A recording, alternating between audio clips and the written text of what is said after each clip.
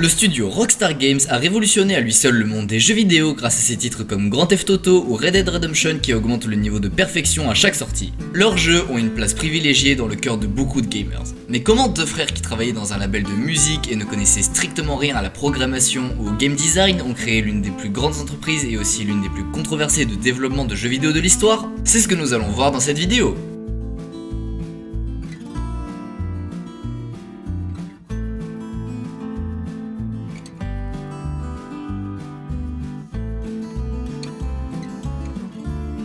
L'histoire de Rockstar démarre avec deux frères, Sam et Dan Houser, nés à Londres dans les années 70.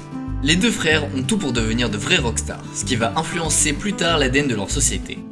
Leur mère est une actrice célèbre, Geraldine Moffat. Elle a joué aux côtés de Michael Caine dans le film La Loi du Milieu.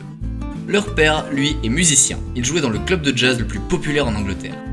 Les deux frères fréquentent dès leur plus jeune âge des musiciens vedettes de jazz à une période où ce genre musical est ultra populaire. Dans les années 80, Sam tombe sur ce qui va changer le cours de sa vie, les jeux vidéo.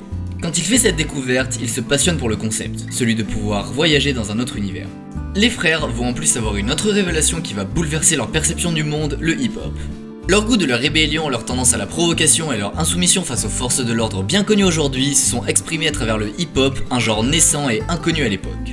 Pour ses 18 ans, le père de Sam l'emmène à New York où il s'achète des vestes en cuir et des Jordan. Sam n'a qu'une envie, se promener dans les rues de New York comme s'il était un rappeur de la East Coast. Un jour, alors que Sam déjeune avec son père devenu cadre de la maison de disques BMG, il lui demande pourquoi le monde de l'industrie du disque est composé d'hommes plutôt vieux et pourquoi si peu de jeunes travaillent dans ces labels. Son père comprend cette interrogation et Sam décroche directement un emploi dans le label de son père. C'est par ce biais que les deux frères se retrouvent à diriger une entreprise de jeux vidéo achetée par le label BMG. Mais ils réfléchissaient car ils ne savent vraiment pas quoi en faire. C'est alors que germe dans leur esprit l'envie d'innover dans le milieu du gaming malgré leur absence d'expérience dans le domaine. En 1997, ils créent un jeu de conduite de tir vu de dessus qui deviendra plus tard l'une des plus grandes franchises de l'histoire. Ils l'appellent à l'origine Race and Chase, avant de finalement décider de l'appeler Grand Theft Auto. En 1998, BMG Interactive est acheté par une société appelée Take-Two. Sam et Dan doivent donc déménager à New York et lancer une nouvelle filiale qu'ils nomment Rockstar Games. Les versions 2D originales de GTA ont bien fonctionné, mais c'est lorsque la franchise passe à la 3D dans GTA 3 que le studio Rockstar se démarque vraiment. Ce qui rend Rockstar différent et unique à l'époque, c'est l'idée géniale d'offrir aux joueurs un total libre arbitre. Si le joueur le souhaitait, il pouvait suivre le scénario et faire la mission principale, mais s'il n'était pas d'humeur, il pouvait parcourir les rues librement en causant des ravages. Ce monde complètement ouvert à tous les possibles est l'un des aspects les plus importants du jeu. Alors certes, ça peut être assez violent, mais cette liberté de commettre des mauvaises actions, de faire une simple balade ou de manger un burger, c'est ce qui a fait l'excellence de ces jeux. La série GTA est devenue super attractive pour les joueurs. Pouvoir faire tout ce que l'on voulait dans Liberty City, la version fictive de New York, était tellement satisfaisant. La société Rockstar se positionne alors comme pionnière dans l'industrie avec son contenu Peggy 18. Pourtant, elle souhaite de plus en plus faire des jeux vidéo un média cool et pas seulement réservé aux geeks ou aux gamers. En 2002, avec GTA Vice City, c'est exactement ce qu'elle a réussi à faire. Grâce à son ambiance Vaporwave et ses néons, Vice City représentait le Miami des années 80. Les joueurs pouvaient y vivre leur propre histoire de Scarface et il est encore aujourd'hui le 44e jeu le plus vendu de tous les temps. Jumelé avec d'autres succès comme Midnight Club, Max Payne et Red Dead, le studio devient rapidement un leader de l'industrie dans le monde du jeu. Les deux frères deviennent alors de vrais rockstars. Le studio continue à repousser les limites du jeu vidéo en termes de conception de jeu et de scénario. Pourtant, ces jeux déchaînent alors les polémiques. Ils deviennent la cible principale des discours des politiciens concernant l'impact de leur violence sur les jeunes. Cette controverse va rendre les jeux Rockstar encore plus populaires. Ce côté rebelle et en dehors des vraies lois les rend encore plus séduisants. En 2004, ils sortent GTA San Andreas, le 21e jeu le plus vendu de tous les temps. Il offre une guerre des gangs dans une ville fictive combinant Los Angeles, San Francisco et Las Vegas, Los Santos. La carte est un immense open world où les missions sont facultatives permettant aux joueurs soit une simple exploration, soit agir comme ils le voulaient. Presque tout est interactif et personnalisable. Le personnage principal, CJ, peut même devenir gros ou musclé selon les actions choisies dans le jeu. Mais Rockstar connaît ses limites et a donc supprimé des scènes jugées trop choquantes.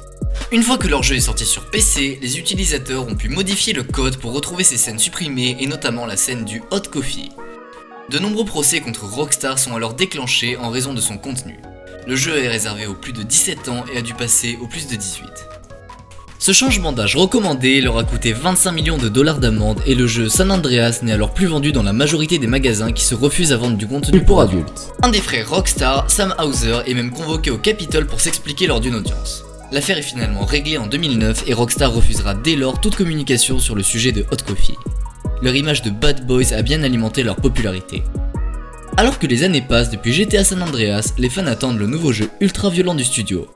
Donc en 2006, ils sortent un jeu de ping-pong. Aucune violence, pas d'histoire, juste un simple jeu pour montrer leur nouveau moteur de jeu. Mais attention, cela ne veut pas dire que Rockstar en a terminé avec son style emblématique. Plus tard, dans la même année, Rockstar sort Ballin', un jeu qui oppose des étudiants et des élèves harcelés. Le jeu suivant, Manhunt 2, est tellement violent qu'il est carrément interdit dans le monde entier. Rockstar a donc dû se freiner un peu pour vendre ses jeux. Mais ils peuvent quand même s'autoriser quelques infractions parce qu'ils sont sûrs que le prochain GTA va être un énorme succès. Et GTA 4 va montrer au monde entier ce dont Rockstar est capable. GTA 4 se passe dans le centre-ville de New York et il remporte un énorme succès. Il se classe 24ème sur la liste des jeux les plus vendus de tous les temps. Le moteur du jeu, Rage, est totalement révolutionnaire et il a permis à GTA 4 d'être en HD. La production du jeu a coûté environ 100 millions de dollars et Rockstar n'a laissé aucune preuve permettant à la justice de l'attaquer. Ils ont même engagé des enquêteurs privés pour retrouver des musiciens disparus et acheter le droit de leurs chansons.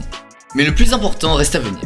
GTA V sort en 2013 et c'est toujours le troisième jeu le plus vendu de tous les temps derrière Tetris et Minecraft. Le jeu est vendu à 135 millions d'exemplaires et a rapporté 6 milliards de dollars de revenus. C'est plus que les deux films hollywoodiens les plus rentables de tous les temps, Avatar et Avengers Endgame. Le premier milliard est arrivé dès le troisième jour après sa sortie. Le jeu a coûté 250 millions de dollars. Avec le contenu online téléchargeable offrant des années de durée de vie au jeu, on comprend bien que la production de ce jeu est un immense exploit. Pour offrir aux joueurs la meilleure expérience possible, 1000 pages de script ont été rédigées, 8 studios de production ont travaillé dessus et il y a eu des mois de doublage et de capture de mouvement. Pour leur scénario, ils se sont renseignés auprès d'agents du FBI, d'experts en criminologie et même de gangs de rue. Rockstar a battu tous les records. La carte était très vaste, les graphismes incroyables pour l'époque et l'histoire tournait autour de 3 personnages principaux qui étaient interconnectés et qui se développaient avec la progression du jeu, Trevor, Franklin et Michael. C'était l'apogée de tous les grands éléments des précédents jeux dans un monde ultra vivant et passionnant. Plus récemment, en 2018, Rockstar a sorti son dernier jeu Red Dead Redemption 2. Il a été acclamé par la critique et le public avec un paysage tentaculaire, son histoire immersive et des graphismes exceptionnels où parfois on a juste envie d'arrêter de jouer pour regarder autour de soi. Tout cela a suscité beaucoup d'excitation autour du prochain jeu GTA. En voyant que GTA est sorti il y a déjà 8 ans, les fans se disent que c'est pour très bientôt. Lors de la sortie de Red Dead Redemption 2, Dan Houser a dit être très soulagé que ce soit ce jeu qui soit sorti au lieu de GTA 6. En raison de la vitesse des changements culturels actuels, l'écrivain principal de la série GTA, Dan, a dit que le comportement de l'Amérique était tellement ridicule que cela ne servait à rien de le parodier. Heureusement, GTA 6 est prévu pour 2023, mais cela laisse supposer que le nouveau GTA se déroulera dans une époque différente. Certaines rumeurs évoquent un retour dans les années 80 dans la ville de Vice City. Quoi qu'il en soit, les fans sont surexcités. Le jeu arrivera sur les consoles PS5 et Xbox Series X, mais la taille de la map sera sûrement plus petite que dans les précédents jeux en raison du travail colossal que cela représente pour les équipes de conception déjà surexploitées pendant le développement de Red Dead Redemption 2. Les entreprises qui s'engagent à donner aux joueurs une totale liberté de décision deviennent de plus en plus rares. Cela a fonctionné pour les frères Houser et leur entreprise Rockstar est aujourd'hui l'entreprise du jeu vidéo qui détient la meilleure image. Depuis leur début de rebelles, les frères ont révolutionné le gaming pour toujours. La liberté combinée avec la meilleure qualité de game design et une histoire immersive digne d'un film hollywoodien ont fait de Rockstar une entreprise incomparable. Pour les frères Houser, il s'agit de perfectionner un art et de proposer un super produit. Dan Houser dit « Notre objectif en tant qu'entreprise n'est pas que les clients disent que Rockstar a une bonne conception de jeu mais de mauvaises histoires, ni qu'ils disent qu'on a de bonnes histoires mais un mauvais gameplay. » Et vous, quel est votre jeu Rockstar préféré? Dites-le nous en commentaire. Si ce sujet vous a intéressé, mettez un pouce en l'air, abonnez-vous et activez la cloche. Dites-nous en commentaire un sujet qui vous intéresse pour la prochaine vidéo. Nous sortons une vidéo tous les vendredis à 18 h. À la semaine prochaine!